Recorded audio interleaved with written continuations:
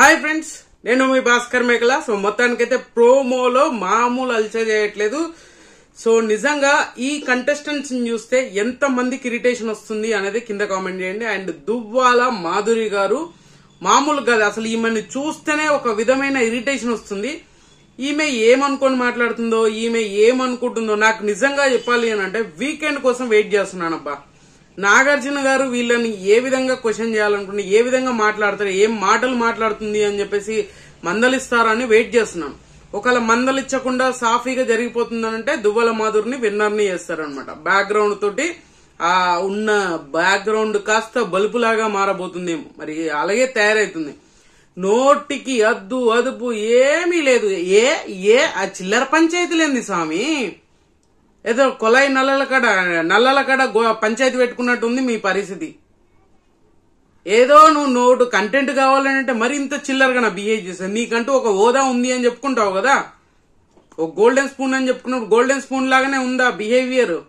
Cheap మరీ cheap అంటే చిరాగ్గా ఉంది. ఇది చాలా మంది రివ్యూయర్స్ కూడా ఖండించట్లేదు. ఎందుకనంటే మరి మనకేమన్నా స్ట్రైక్లు వేస్తారు, మనకేమన్నా లొల్లి చేస్తారు, మన మీద యాక్షన్లు తీసుకు ఇలాంటి అంటే మడిచి ఎక్కడన్నా పెట్టుకోవచ్చు, తప్పేం లేదు. ఎందుకంటే ఆ మాటలేంది స్వామి, ఎదుటోడికి మాత్రం రెస్పెక్ట్ కావాలి కానీ మనకు మాత్రం ఆ రెస్పెక్ట్ ఇవ్వాలని మాత్రం ఆ ఇంగిత జ్ఞానం కూడా ఉండదా? సో ప్రోమో గురించి మాట్లాడుకుందాం. ప్రోమోలో మీకు ఏమనిపించింది ఆనెస్ట్ గా కింద కామెంట్ చేయండి. అలాగే మనం పోల్ పెట్టాము, మీ సపోర్ట్ దివ్యాక అండ్ మాధురి గారిక అని అంటున్నాను, మళ్ళీ ఇంకేదో చెప్పుకున్నా కూడా వణికేదేమీ లేదు.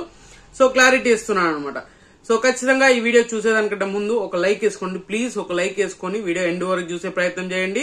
అలాగే ఒక మధ్యలో వచ్చినప్పుడు మీకు ఎక్కడ నచ్చినా కూడా సబ్స్క్రైబ్ చేసుకోండి. అలాగే హైప్ అనే బటన్ వస్తుంది, దాన్ని కూడా క్లిక్ చేయండి. సో ప్రోమోలో ఏంటి అని అంటే, సో ఈమె వాష్రూమ్ లో స్టిక్కర్లు మర్చిపోయిందనంట. ఆ స్టిక్కర్లు ఎవరు తీశారు అని చెప్పేసి చాలా పద్ధతిగా అడిగింది. అబ్బా ఏంద్ర ఆ పద్ధతికి మారిపోయేలా ఉంది మాధురి అనిపించింది నాకు ప్రోమో చూడగానే. అరే నిజంగా ఎంత మారిపోయిందా అనే ఫీలింగ్ మీకు కూడా కలిగి ఉంటది. సో అదే కావాల్సింది మనకు. ఏంది అంటే జనాలకు కూడా అదే కావాల్సిందేమో మరి. అందుకని మనం మరి వీకెండ్ కోసం వెయిట్ చేస్తాం ఇవన్నీ మాట్లాడాలనుకుంటాం.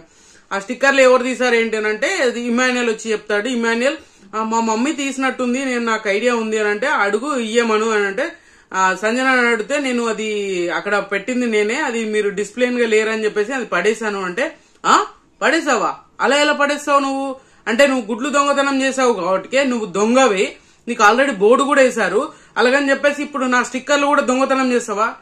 అరే ఏంది స్వామి, నువ్వు ఎంత రూల్ చేస్తున్నావు తెలుసా? ఇదేమన్నా బయట ఉన్న పాలిటిక్స్ అనుకుంటున్నారా?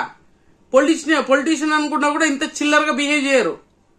సో నిజంగా చెప్తున్నాను, అసలు ఏంది ఆ దొంగతనం ఏంది? నువ్వు దొంగ అని నువ్వేలా మాట్లాడతావు? ఆ టాపిక్ అయిపోయింది, దాని గురించి యాక్షన్ తీసుకున్నారు, బిగ్ బాస్ మాట్లాడారు, అయిపోయింది. తర్వాత పోయి నువ్వు ఆమెతో కూర్చొని మాట్లాడతావు అంటే కంటెంట్ కోసం మరి ఇంత దిగజారిపోతావా?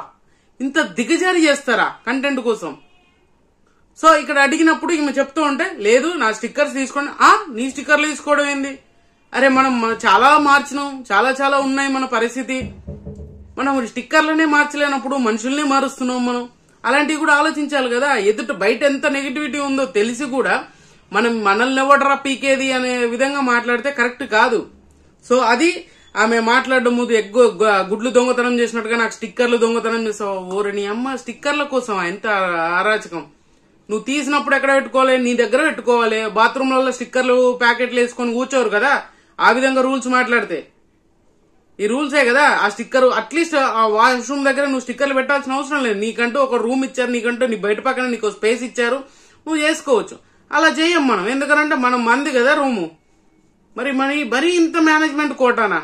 ఇంత దారుణమా? బిగ్ బాస్ ఒక్కసారన్నా వార్నింగ్ ఇస్తారేమో అని చూస్తున్నా.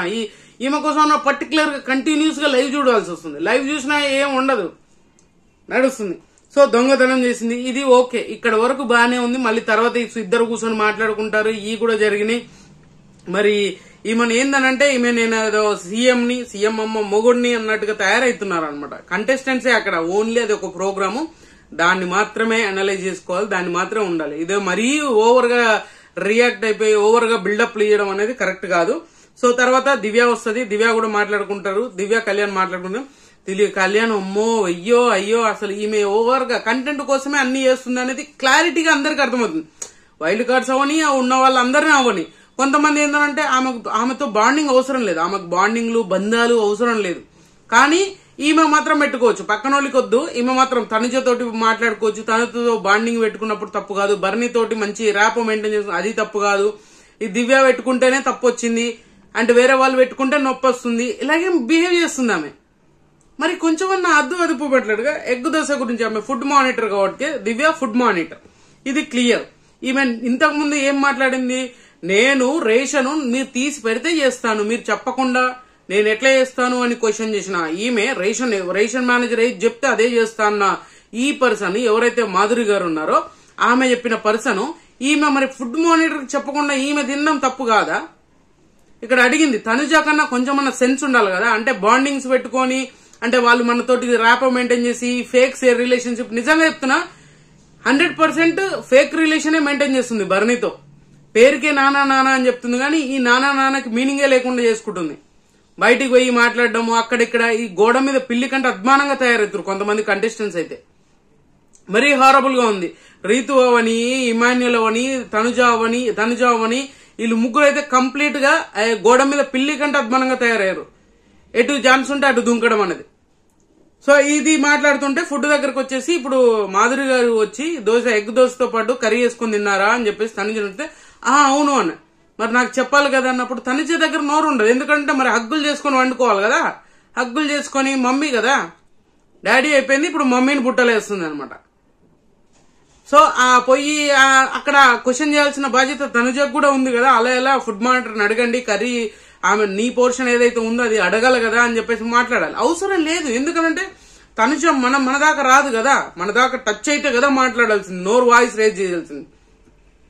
సో దివ్య అడుగుతుంది మాధురి గారు మీరు కర్రీ వేసుకున్నారంటే కొంచెం వేసుకున్నా, కొంచెం అయితే ఏంది నువ్వే కదా రూల్స్ పెట్టింది, నాకు రేషన్ మేనేజర్ రేషన్ తీసేయకపోతే నేను ఎందుకు వండుతా, నాకేం సంబంధం, నేను స్నానం చేస్తా, నేను కూర్చుంటా. నిజంగా ఈమె ఇంత నీట్ గా నేను స్నానం చేసుకొని ఫుడ్ చేస్తా అన్నప్పుడు మీరు చూసారా లేదో లైవ్ లో నేను చూసాను, అది కర్రీ చేతిలో వేసేసుకొని టేస్ట్ చేసింది, అదే చేతిని అట్లనే పెట్టుకుంది, వాష్ చేయడము అలాంటిది ఏమీ లేదు.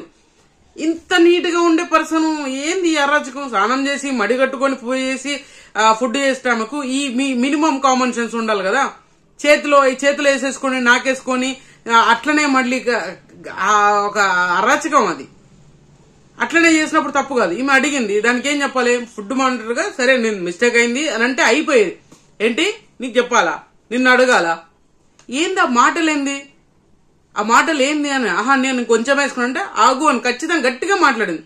ఆగు ఒక్క నిమిషం అని అంటే నేను గొడవలు పెట్టుకోవాలని చూస్తాను. గొడవలు పెట్టేంత గలీజ్ బుద్ధి నీదే, నిజంగా చెప్తున్నా గలీజ్ బుద్ధి. ప్రతిదాని దగ్గర గొడవ పెట్టుకుని ఆడియన్స్ కి ఏదో పొడిచేద్దాము, జనాలకి మన కంటెంట్ ఇచ్చేద్దాం అని అంటే కుదరదు. మన కంటెంట్ కథలు అన్ని అందరికీ తెలిసిన విషయమే. హౌస్ లో మీరు ఏం చేసినా 24/7 లైవ్ లో మీరు ఏం మాట్లాడారు, దేనికోసం ఏం చేస్తారు అనేది ఖచ్చితంగా ఆడియన్స్ చూస్తారు. మీరు పర్సనల్ లైఫ్ బయట గురించి ఎవరు మాట్లాడరు, అక్కడ జరిగే సిచ్యువేషన్ మీరు ఇప్పుడు ఎలా ఉన్నారు తర్వాత ఎలా ఉంటున్నారు మినిట్ జరుగుతూ ఉంది అనమాట, అది చూస్తారు ఆడియన్స్. మరి ఇంత చిల్లరగా ఆగు అంటే నువ్వు గొడవలు పెడతావు అన్నతోటి, ఇప్పుడు గొడవలు పెట్టించడానికి చేస్తున్నావు, నువ్వు గొడవలు పెట్టించేది ఫుడ్ మానిటర్ చెప్పమన్నది, సో నువ్వు చెప్పలేదు, సరే నేనే వేసేసుకున్నాను జరిగిపోయింది, నెక్స్ట్ టైం జరగదు అంటే అయిపోయేది అక్కడతో విషయం. దానికి నేను మీ లెక్క బాండింగ్లు అంటే నాతో మాట్లాడడం ఆమెకు ఇష్టం లేదు, అందుకని నేను ఎలా అడగాలి అంటే నీకు ఇష్టం ఉన్నా లేకపోయినా ఫుడ్ మానిటర్ అన్నప్పుడు ఖచ్చితంగా అడగాలి. అది ఇప్పుడు కెప్టెన్ కి నీతో మాట్లాడడం ఇష్టం లేదని చెప్పేసి నీకు ఇచ్చే అలవెన్సెస్ అన్ని కట్ చేసి ఊకుంటావా, ఊకోవు కదా.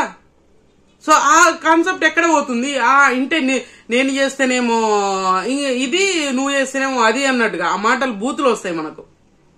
సో అది కంట్రోల్ చేసుకుని మాట్లాడాలి కదా. సో ఖచ్చితంగా ఈమె దువ్వల మాధురి గారు ఎవరైతే ఉన్నారో ఆమె ఏంది బాండింగ్లు పెట్టుకోనికి వచ్చిన నీతో అంటే మాట్లాడడానికి బాండింగ్ ఏం సంబంధం. ఇప్పుడు నువ్వు ఫుడ్ మానిటర్ని అడగాలి, సిచ్యువేషన్ ఉన్నప్పుడు నువ్వు ఖచ్చితంగా అడగాలి, నీకు అవసరం కాబట్టి నువ్వు అడగాలి. నువ్వు అడగలేదు, ఆమె ఎందుకు వచ్చి అడుగుతుంది, నువ్వు ఎందుకు వేసుకున్నావు అని అడుగుతుంది ఖచ్చితంగా. నువ్వు వేసుకుంటావా అని బుద్ధగించి అడగడానికి అవసరం లేదు కదా. సో ఎగ్ దోశ తిన్నప్పుడు అడిగింది, క్వశ్చన్ చేసినప్పుడు నువ్వు దాన్ని తీసుకెళ్లి నానా ఎక్క శెక్కలేంది స్వామి, ఆ శెక్కలే కొంచెం తగ్గించుకుంటే బాగుంటది అనుకుంటా. ఊక్కుంటా అసలు ఆ బాండింగ్లు బంధాలు మాకు రావమ్మా, నాకు అవసరం లేదమ్మా, నేను ఆడికి వస్తే ఆడు, ఎవడొద్దన్నాడు నిన్ను ఇంత చిల్లరగా బిహేవ్ చేసుకోవడానికి, ఇంత ఇజ్జత్ తీసుకోవడం కాకపోతే ఇజ్జత్ లేని మాటలు మాట్లాడినట్టు అనిపిస్తుంది. అంటే మన లాంగ్వేజ్ లో అదే అనిపిస్తుంది. కొంచెం మనం ఆలోచించాల్సిన పరిస్థితి ఉంటది కదా. సో ఆ వర్షన్ లో నాకు అనిపించింది. సో దువ్వాల మాధురి గారికి నోరు ఉంది, పడేసుకున్నాం, మన వెనకాల ఉంది, నడిపిద్దాము.